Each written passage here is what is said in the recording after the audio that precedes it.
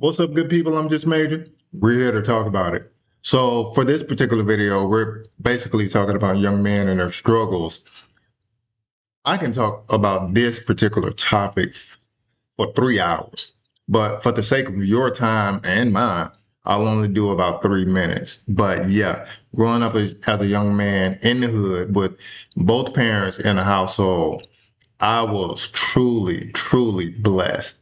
And I wasn't able to see that until I graduated from high school and college. But we're going to go ahead and let the video play, see what CBS has to say.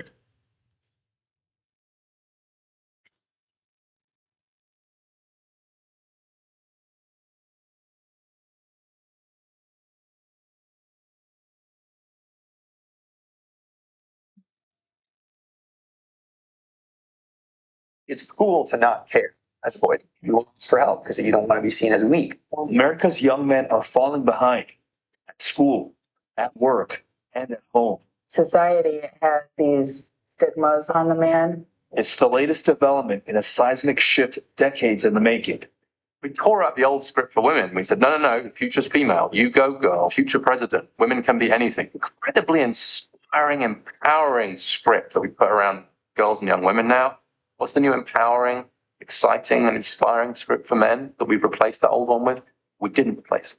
CBS Reports explores how boys and men are navigating a new reality. The message that you get from the culture is that men should throw off anything that reeks of tradition and embrace anything that smells like modernity.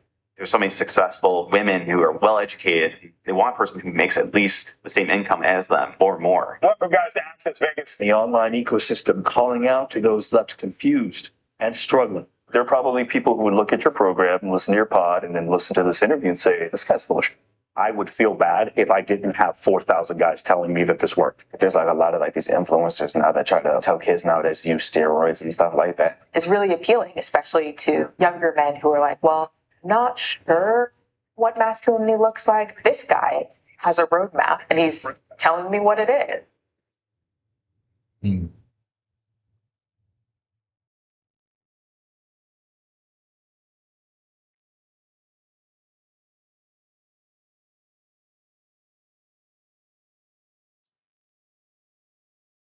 Like three of my classes, my electives I'm taking, they're like all underclass.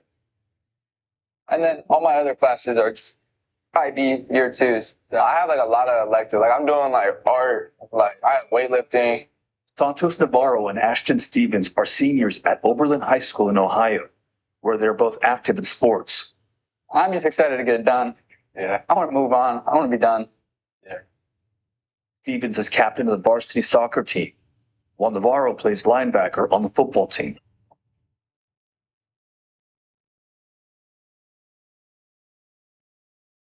Navarro lives with his mother, Rosa, in an apartment near school.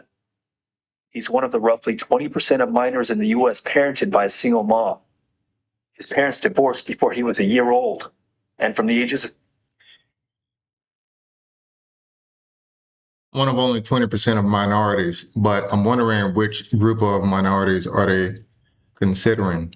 But I'll tell you right now, from my experience, from my nearly 15 years of experience in law enforcement, that growing up without a father is about 90% of the problem. 90%, a strong 90% of the problem. But like I said, for the sake of this video, I'm only going to do about 3 minutes. I'll touch on this maybe sometime down the line, down the road, where maybe I'll do a live stream or something like that, and we'll talk about it. We'll have some discussions, but yeah, 90% from my experience. 4 to 6, his father was in prison. Hmm. So I love where it's like this.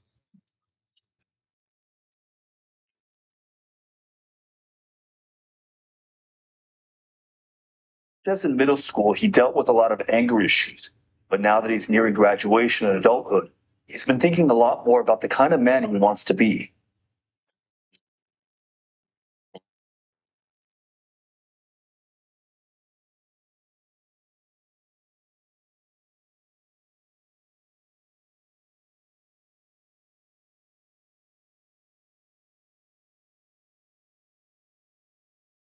Classmate Ashton Stevens is one of the nearly 70% of U.S. minors living in a two-parent household. He's an Eagle Scout, skateboarder, and proud brother to two sisters. I keep the boards around just because I like the vibe.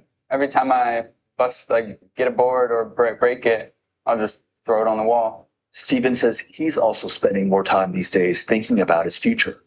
Kind of man I want to be when I get older is a man who gives, a man who is willing to work hard. The word strength is a very broad word, and when you say I am strong, yeah, that it face value that means like strong. It could mean so much more. Mentally strong, like I feel like there's a lot of levels to that one word.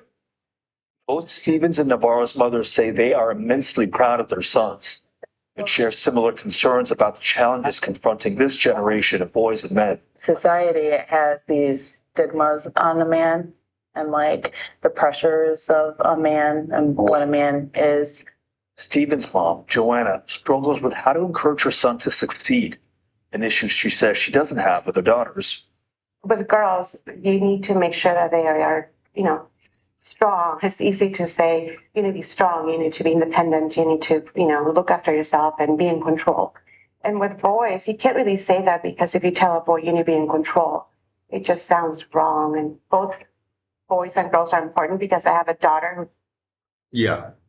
Telling a boy he needs to be in control sounds wrong. I thoroughly disagree. He needs to always be in control. And you're not going to be 100% in control as a young man because you're working on your emotions and you're just trying to figure it out. But being in control is definitely by far your biggest positivity and attribute of being a man. But like I said, man, I've doubled up on the time. Instead of 3 minutes, I've done about 6. But yeah, like I said, I can talk about this subject for about 3 hours. I'm not going to do it today. But let me know what y'all think in the comments. We'll talk about it. I'm just Major. So are you. 3 million subscribers. Loaded.